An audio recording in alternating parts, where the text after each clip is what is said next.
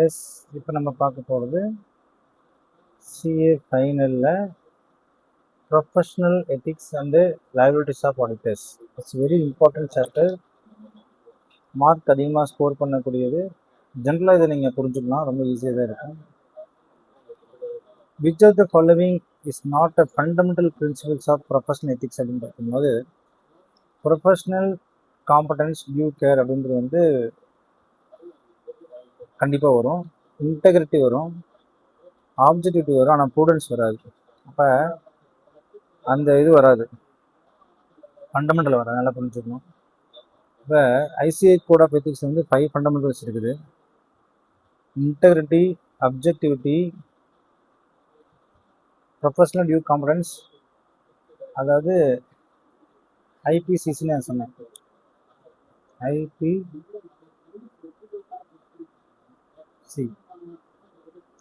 Integrity, objectivity, professional due competence, professional behaviour and confidentiality. IPC நம்ம படித்தோம். ஐஓபிசினா integrity, objectivity, professional due competence, professional behaviours and confidentiality. இப்போ professional prudence அப்படின்றது ஒரு வார்த்தை இங்கே இல்லை.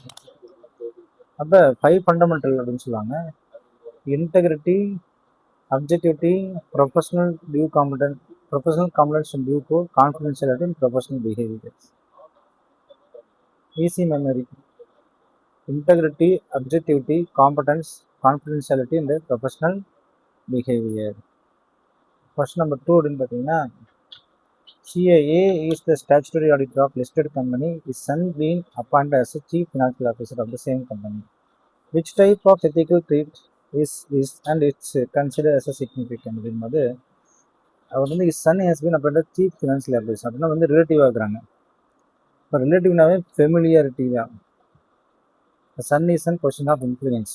அப்போ வந்து சி தான் சரியான ஆன்சர். ஏன்னா அப்படின்னு பார்த்தா when close family member இருந்துச்சுன்னா occupies key management position like CFO இருந்துச்சுன்னா the auditor may lose independence because of close relationship. This creates familiarity threat and since CFO has significant influence, the threat is significance. அப்போ familiarity threat அப்படிங்கிற மாதிரி சொல்கிறாங்க. அது யாராலும் பார்த்தீங்கன்னா close family membership, key manager persons, independence, significance threat இதெல்லாம் வந்து வரும். இப்போ ஆடிட்டர்ஸ் வந்து சிஎஃப்ஓ இருக்கிறது மே பிகம் பயாஸ்டு, ஃபெமிலியாரிட்டி த்ரெஸ்ட்டாக இருக்கும். ஏன்னா அவர் இருக்கும்போது இவர் சரியான இது கொடுக்க முடியாது. CA firm provides tax consultant services to client and subsequently advises them on how to account for complex tax provisions in the financial statements, which the same firm is auditing. CA firm provide tax consultancy service to the client. Taxes and consultancy service கொடுத்துட்டு subsequently advises them on how to account the complex tax provisions. என்ன செய்யறாரு? Advice பண்ணாரு. இப்போ வந்து advice பண்ணாரு. This situation primarily creates a self-review threat and which other threat? Self review, advocacy threat, promoting client's position. அப்போ அவங்களுக்கு advice பண்ணுறீங்க இல்லையா, அப்போ நீங்கள் அட்வொகேட்டாக இருக்கிறீங்க. Advocacy threat, simple explanation, the auditor கிளையண்ட்டுக்கு gives tax advice, later audits the same accounting treatment. This create self review threat, auditing own work. Advocacy threat, supporting promoting the client's position. கிளையனுக்கு வந்து நீங்கள் சப்போர்ட் பண்ணுறீங்க, இப்போ advocacy threat. அப்போ self review threat, advocacy threat, auditing own, promoting clients. அப்போ example என்ன சொல்லலாம் பார்த்தீங்கன்னா, CA prepares tax position, later audits the same tax provisions. இது வந்து அவரே ப்ரிப்பேர் பண்ணி அவரே ஒர்க் பண்ணுற மாதிரி ஆகிடும். இதுதான் த்ரெட்டுன்னு சொல்லுவாங்க.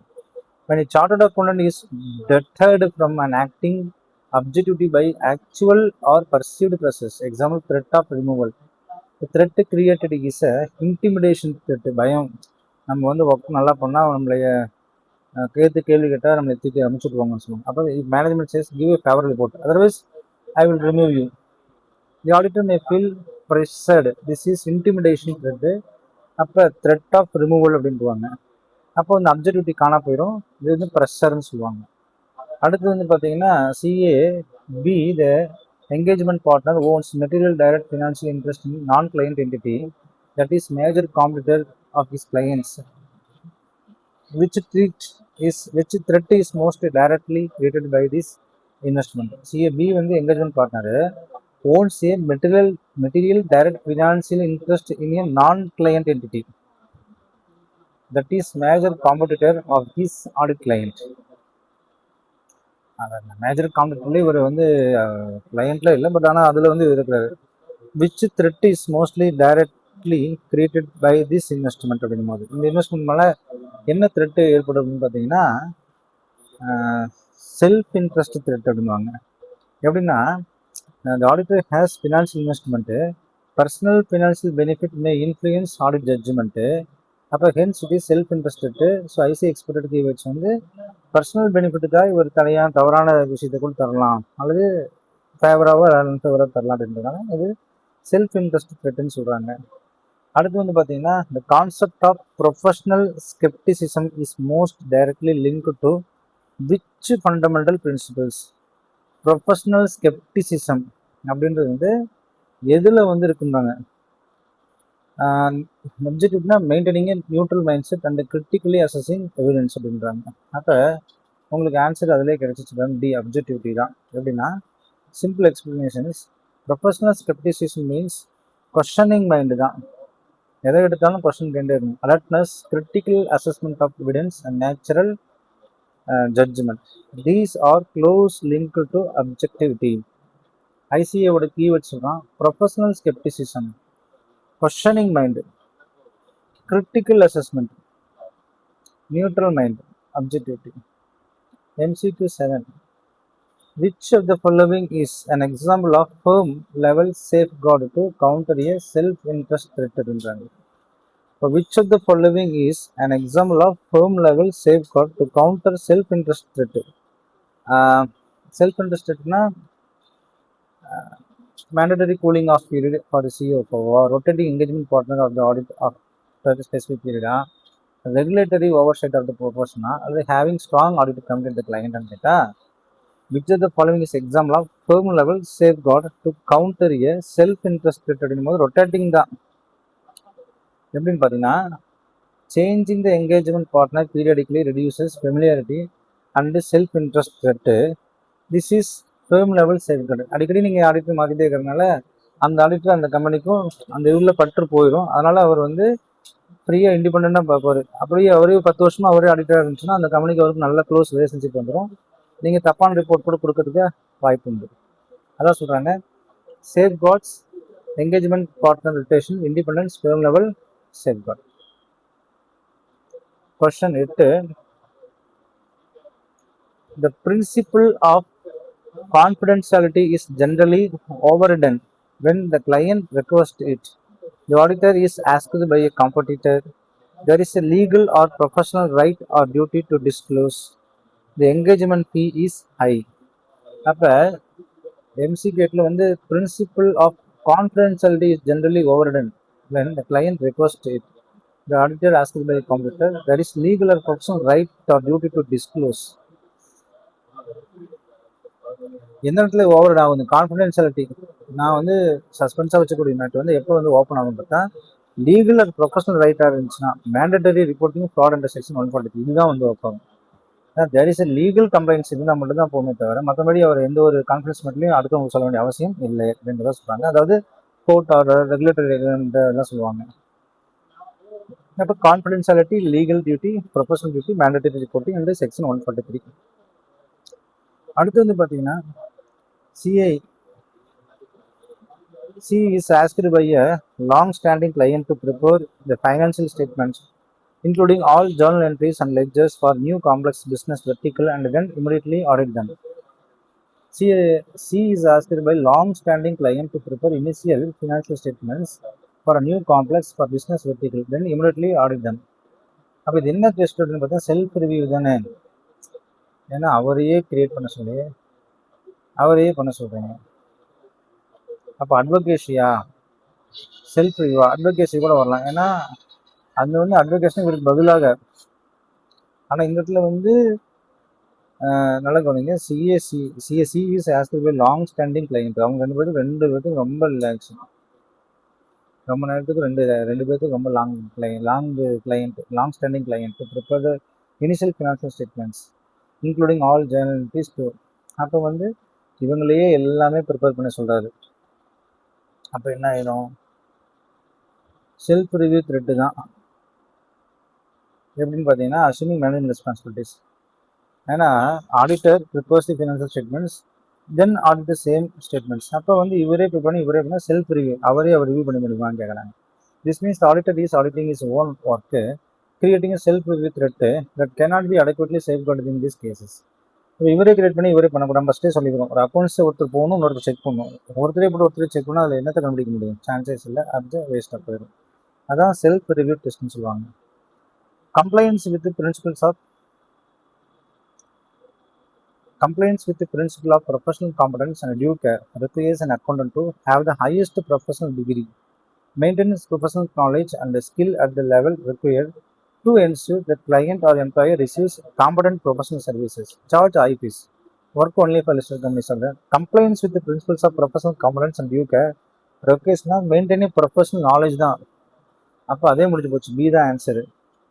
அப்போ simple chartered accountant should continuously update knowledge, involve skills, perform work carefully and diligently, provide competent professional work. So professional competency, due care, continuous learning, professional knowledge, skill எல்லாம் வந்து அதில் தான் வரும். எதில் தான் வரும்? அதுதான் இல்லைங்க, ப்ரொஃபஷனல் டியூ கேர் அப்படின்னு சொல்லுவாங்க. அதான் அந்த 5 வகையான சார் ஐஓபின்னு சொல்லுவாங்க. ஐஓபினா integrity, objectivity, professional due care, professional behaviour and confidentiality அப்படின்ற 5 வகையான விஷயத்தை நீங்கள் திரும்ப திரும்ப மறந்துடக்கூடாது. ஸோ நம்ம மறந்துடுங்க. நீங்கள் 20 போயிடலாம். ஸோ 11 to 20 நீங்கள் போனால் தான் நல்லது.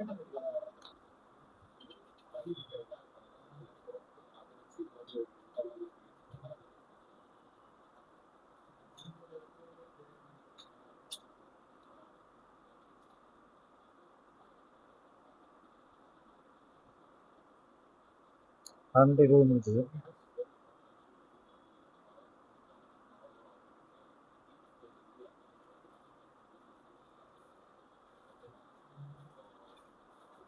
CAD, an audit practice, allows his name to be used for the audit for a client where the majority of the audit works is performed and signed by a person who is not his partner or employee of his firms. நல்லா புரிஞ்சுக்கணும். CAD, audit and practice, allows his name to be used for the audit of the client where the majority of the audit work is performed and signed by a person but who is not his partners or an employee of his firm. Which clause of the first schedule part 1 has been violated? னா first தான். அப்போ என்ன சொல்றாங்க?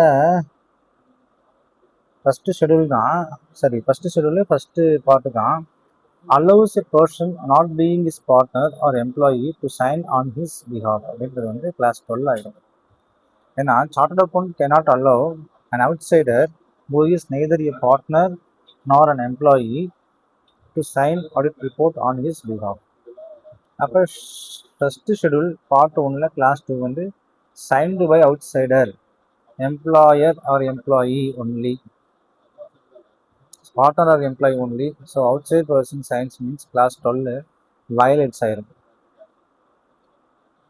CAE accepts an assignment, engagement from a new client without first communicate with the previous statutory auditor in writing. எதை violate பண்ணுன்னு கேட்குறாங்க. First schedule தான், part 1 தான், 6 இல்லைப்பா 8, class 8, failure to obtain no objection or certificate of communications from others. So class 8 எப்படி explanation தராம பாருங்க. Before accepting any audit already held by another auditor CA, incoming auditor should communicate in writing with the previous auditors. No objection வாங்கிடுங்க, இல்லாட்டினா உங்களுக்கு தான் பிரச்சனை. இது professional கட்டர்ஷியாக கூட இருக்கலாம். சரிங்க, அடுத்தது CAF, practicing CA engages in the business of selling mobile accessories during business hours from his office premises without obtaining specific and prior permission of the Council of ICAI. First schedule first பார்ட்டில் எதை violate பண்ணுறீங்கன்னா permission வாங்கிட்டு தான் பண்ணணும். Without permission you can't two anything. அப்போ டியா 4 தான், engages in any business or corruptions other then business without permissions. அப்போ CA practice cannot carry any other business without prior permissions from the board. So ICI expert வச்சு other business நீங்கள் பண்ணுறீங்க, private permissions ICI கவுன்சிலில் நீங்கள் permission வாங்கணும். அப்போ இது வந்து தவறாக போயிடுச்சு அப்படின்ற மாதிரி சொல்கிறாங்க.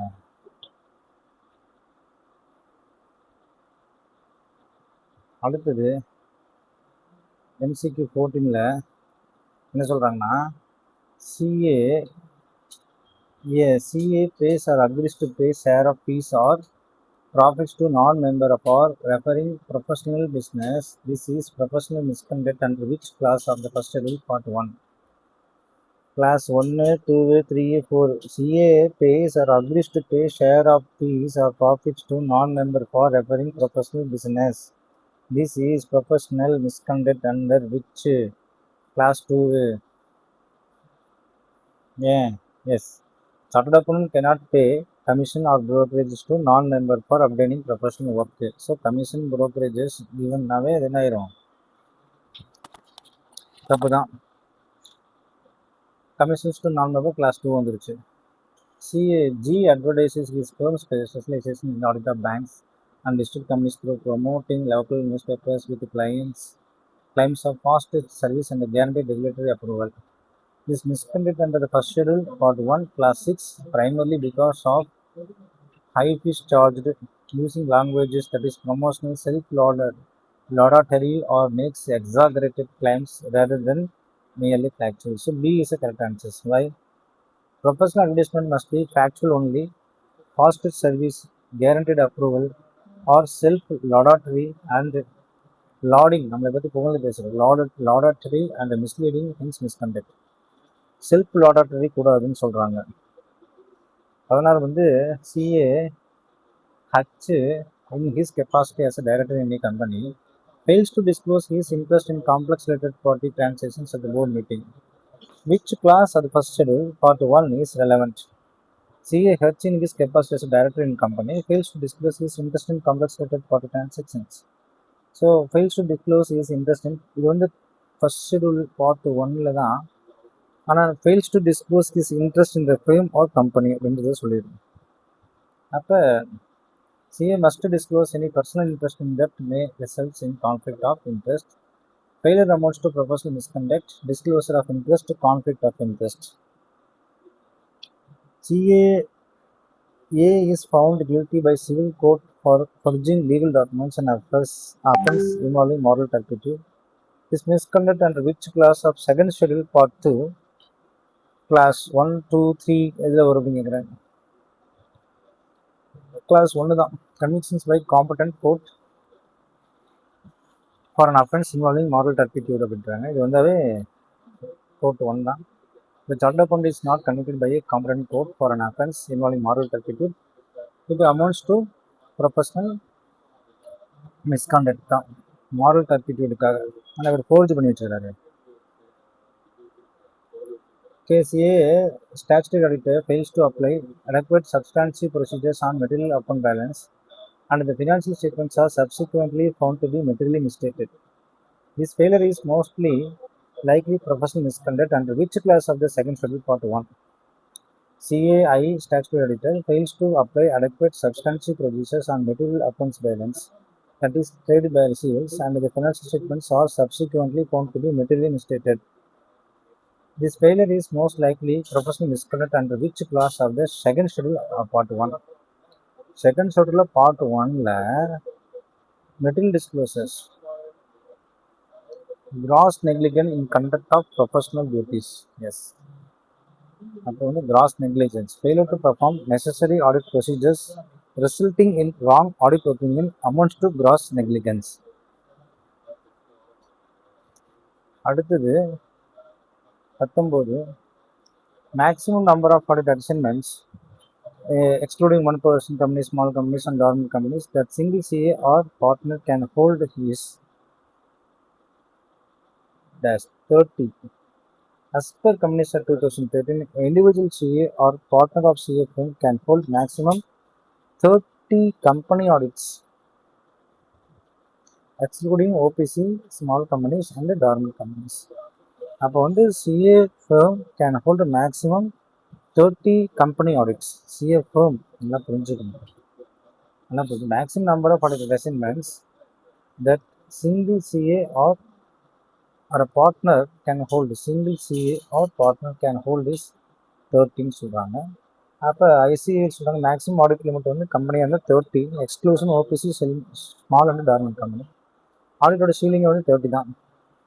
20 நம்ம முடிக்க போகிறோம். A member whether in practice or not fails to supply the information called for or does not comply the requirements asked by the director of the ICAI, this is misconduct and which part of schedule வந்து என்ன சொல்கிறாங்க, first ஷெடியூலா, second ஷெடியூலா, third ஷெடியூலா, fourth ஷெடியூலான்னு கேட்டால் இது வந்து first ஷெடியூலே part 3 வரும். எப்படின்னு பார்த்தீங்கன்னா, every ICI member whether in practice or not must cooperate with the disciplinary proceedings and furnish information sought by the director discipline. So failure to do so amounts to misconduct under first schedule part 3 அப்படின்ற மாதிரி சொல்கிறாங்க. இது வந்து ரொம்ப ரொம்ப உண்மையான்னு கேட்டால் S பண்ணுவாங்க. அது ரொம்ப சிம்பிளாக சொல்கிறாங்க. Class 12 outsider signing, Class 8 previous audit communications, Class 4 other business, Class 2 commissions to non-member, 6 self-laudatory advertisement, Class 9 non-disclosure of interest, moral culpability to Class 1, gross negligence, Class 7, maximum number of audits 30, first schedule 43. இதெல்லாம் வந்து நீங்கள் மனப்பாடம் பண்ணிக்கோங்க. நன்றி நன்றி நன்றி.